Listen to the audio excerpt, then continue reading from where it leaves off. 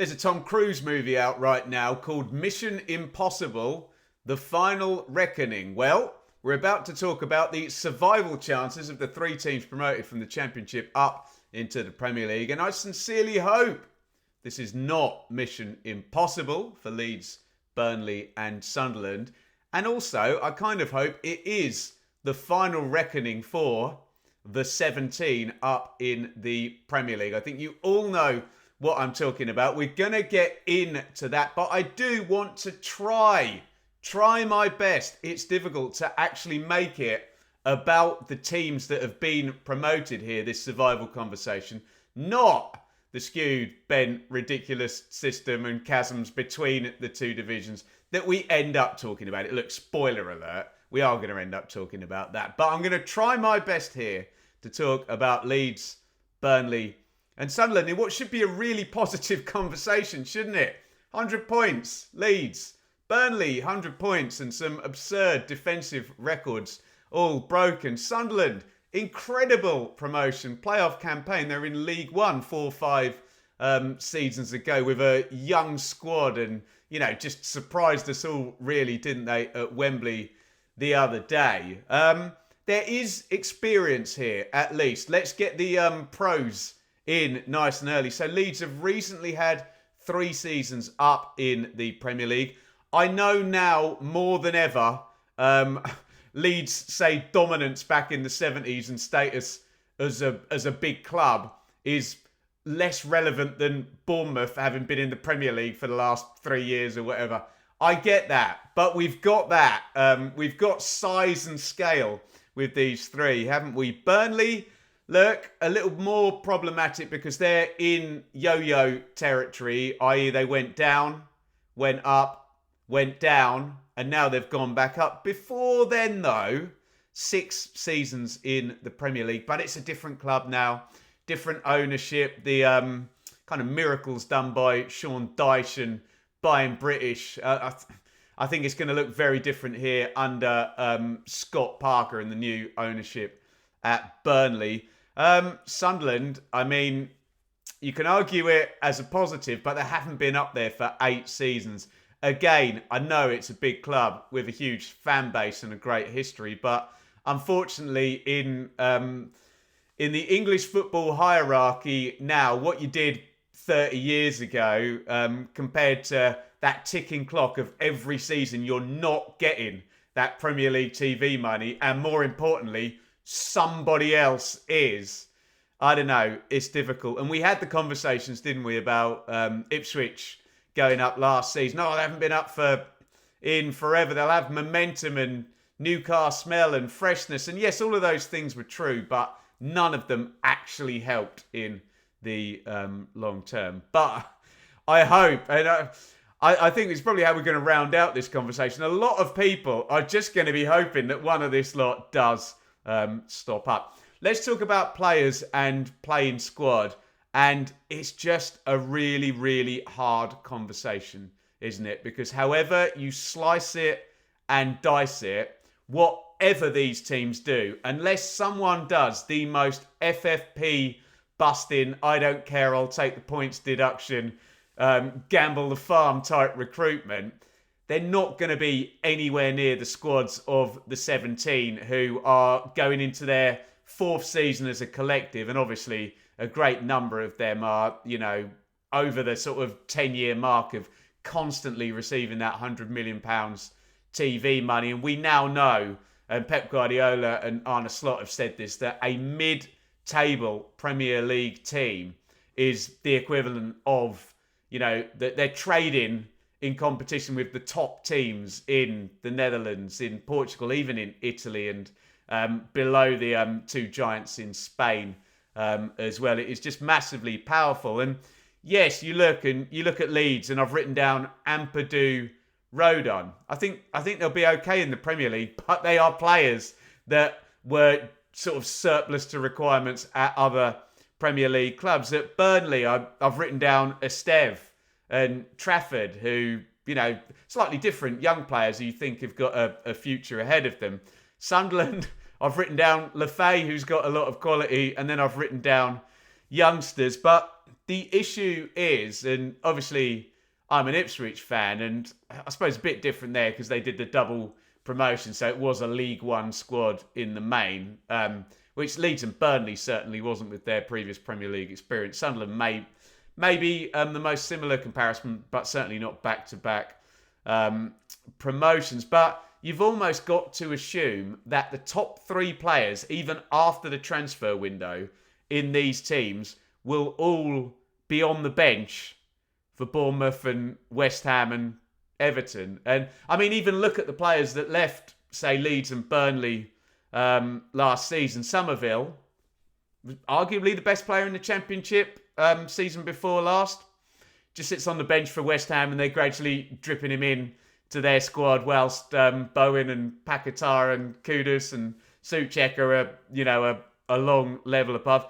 Odegaard, I think, from Burnley to Spurs, correct me if I'm wrong, I think there were some injuries there, but Odegaard on the bench. Spurs finished 17th, by the way. So it's such a difficult conversation when it comes with players, because it's really all about pattern of play.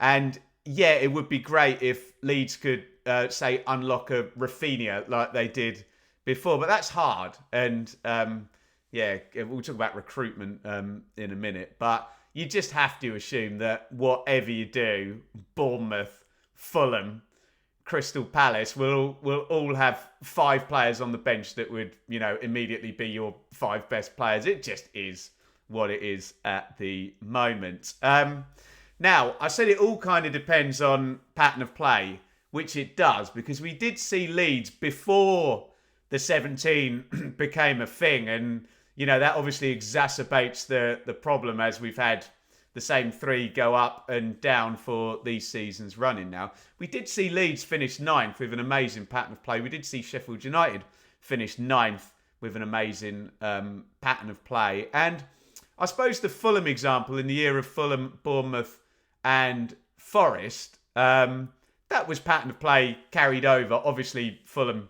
had a £90 million wage bill in the Championship as well. So there was a sense of yo-yoing and, Premier League calibre already. But I found the conversation so annoying, so reductive tactically. This idea that the reason promoted teams struggle is because basically their managers are thick, can't coach their team, and they're tactically inept. And if they just took a defensive stance, all of a sudden, that will work. And I mean, it's so annoying. And I get a lot of these mainstream broadcasters, they can't sit there like I can on YouTube and say, oh, well, the system's completely skewed, it's totally bent, and we need to sort out the distribution and regulation of money. And then maybe these teams might have a chance to go, and we can have a tactical conversation about it. But I was talking on Hammer's Chat, the West Ham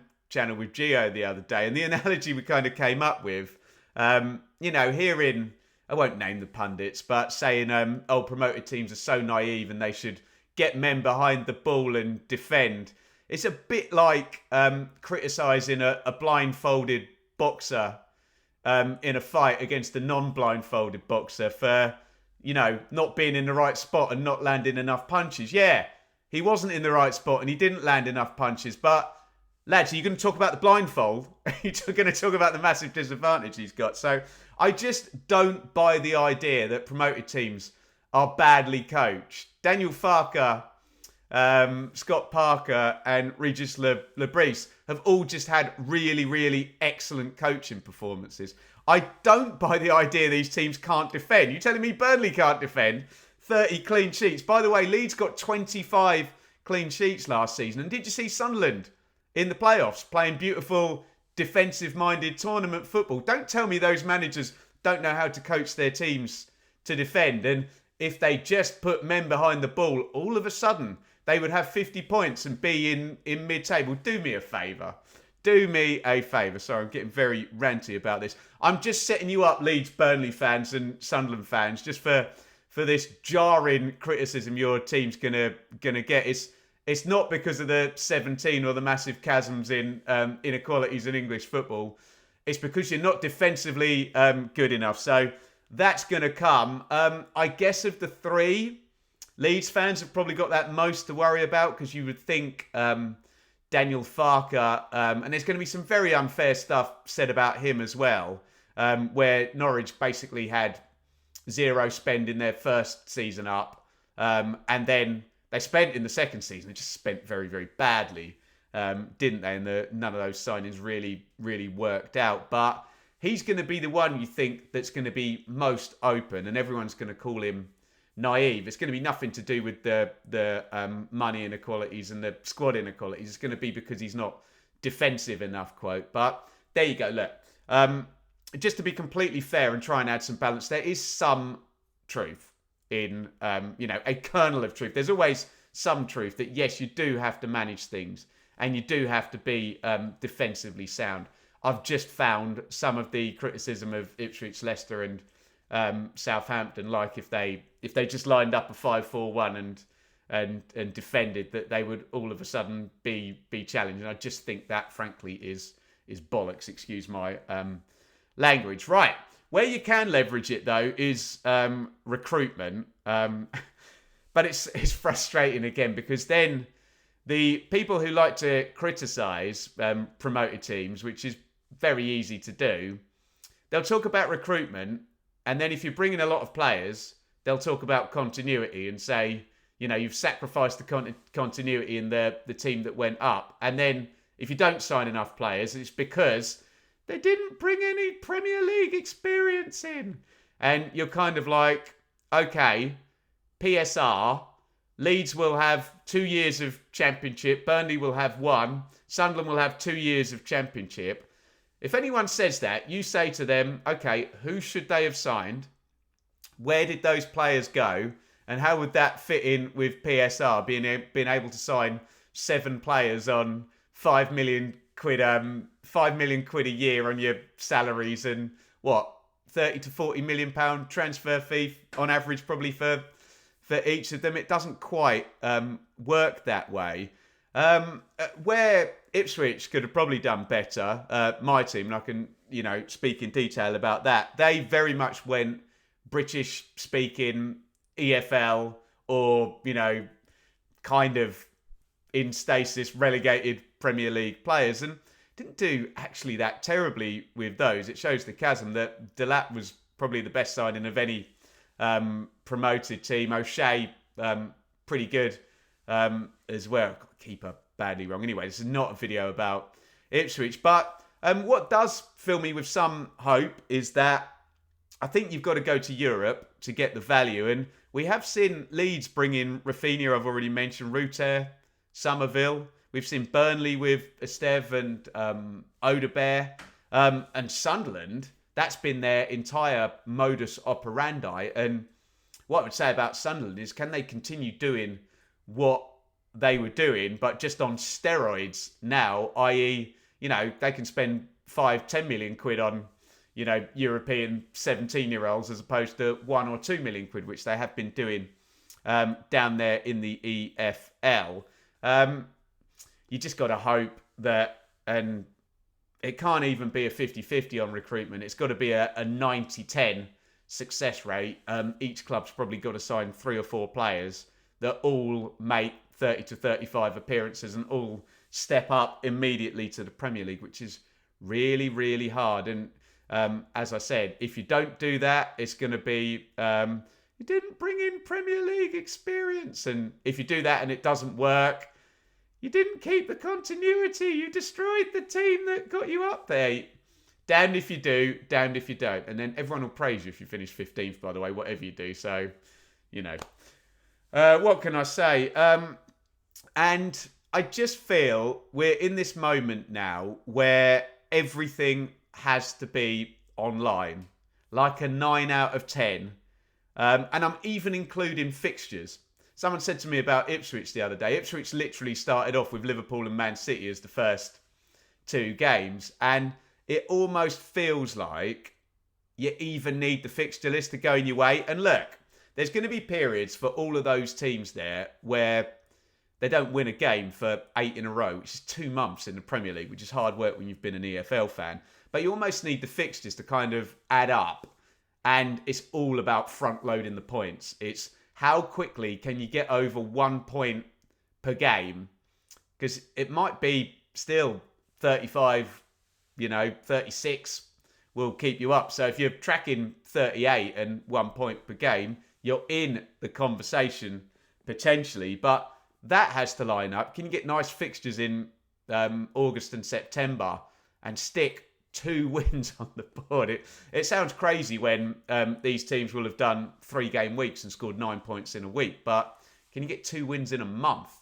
Can you get how long's the season? 8-9 months. 2 wins every month, and you're well up the table, isn't it? It's probably an exaggeration. Probably wouldn't even need to be that, but it needs to be fixtures, needs to be injuries. Can't get any injuries. Not allowed, even though you have to run much harder. Recruitment's got to be 9 out of 10. Plus continuity 9 out of 10. We've already said those are kind of conflicting issues. Luck has got to be 9 out of 10. Shot hits the inside of the post for you has got to bounce in off the keeper's back. For them, it's got to bounce out. I never want to be that guy that talks about refs and how it goes, but Ipswich got lots of red cards last season, and they're hardly a blimmin' dirty team. But these big teams, they're in charge when they're out there. They don't like being tackled. They'll make it very, very clear when they've been fouled.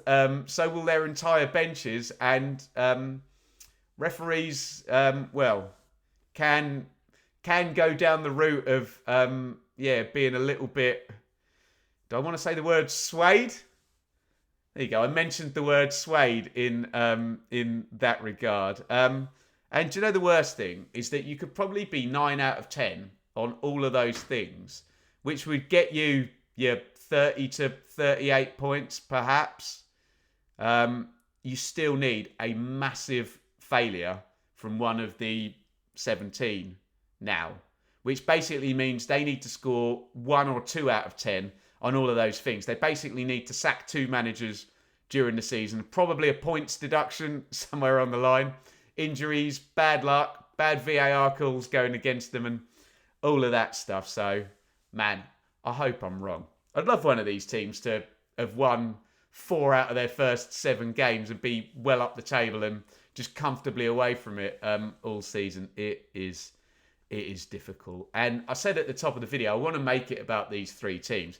But the system is so skewed. We've been saying it for years. Obviously, I cover the Championship, where essentially 3 teams get the lion's share of all the money and 21 don't.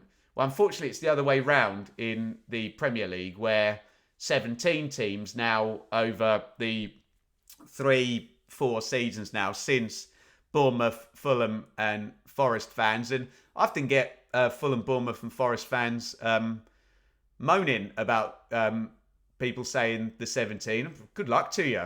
If you were the ones that got there and stayed there before, and obviously what's happening is the system's a bit skewed, but we always had outliers. But if you then get 2 or 3 years where it all goes with the money, and as I say, good luck to Bournemouth, Fulham and Forest, who were just the last ones to get in before the trapdoor shut on the last few batches of promoted teams. But yeah, it's a very, very bad trend, and there's going to be a lot of people who are going to say what I'm about to say, that they don't give a crap which one of those 3 teams it is. They just hope one of them stays, and that's nothing pro or anti any one of those 3, or even anti any of the 17. There's some great clubs in there, and to see Spurs, Newcastle and Palace win trophies this season is, fantastic, I think, for English football. But it is not good for English football if those 17, if we then go, if these 3 go down and it's then a 5th season, then it's just disastrous, isn't it, for English football? It really does become, what's the point? What's the point in getting promoted when nobody is able to survive? So I sincerely hope one of those 3 does it. Let me know your thoughts in the comments. Again, I didn't want to make this a rant about English football, but I'll go back to my comment. What about the blindfold, lads? You just can't ignore it, can you? You cannot ignore the chasms and what's happened over the past 3 seasons since that Bournemouth, Fulham, Forest all managing to stay up, and it's been the same ever since. Let's avoid the extremes in the comments. If you're a fan of one of these teams and your entire argument is my team will stay up because that will make me feel good about supporting them and that will make me happy, then yeah, I get it. But let's try and make an argument that's a bit more nuanced and a bit more sensible about why that might happen. And if you're on the other extreme of, I'm not even going to look at who's been promoted, what's happening, what the lie of the land is. I'm just going to assume that the 3 promoted teams are going to go down just because that's what happens. Again, we try and get a little bit more detail into the conversation. It might happen, it might happen. You might be right, but you got to tell me why rather than just predicting the glaringly obvious that's happened for the past couple of seasons. Let me know your thoughts down there in the comments. Sorry that it's this type of conversation. It's not my fault. I don't decide where the money goes in English football. All I want, and call me, was John Lennon say, you may say I'm a dreamer. You just want the idea that someone can have a great season. Forget those two. Look at Sunderland, who finished like 16th the season before or something, didn't they? Someone can have a great season and they have got a chance now. They've got a good club. They've got a bit of momentum. They've got the fans behind them. That they can have a good season and be a Premier League club rather than just, you got no chance. Look at the bench. Look at the squads these teams have been able to build over the, because they get 100 million quid TV money every year. By the way, if you're Sunderland, once their parachute payments had run out 8 years ago, you get 7 million a year. It's tricky. It's a difficult conversation, and I don't want to be that ranty, ravey guy, but I also don't want to be deluded and ignore. What about the blindfold, lads? I'm going to keep saying that now. New catchphrase coming. Get down there in the comments. We will link yesterday's video up here, which is my reaction to my Premier League predictions at the start of last season. Obviously, you're going to want to be across that if you're a Leeds, Burnley, Sunderland fan. We'll do that at the start of this season, and I will try my best to predict at least one of those teams outside the bottom 3.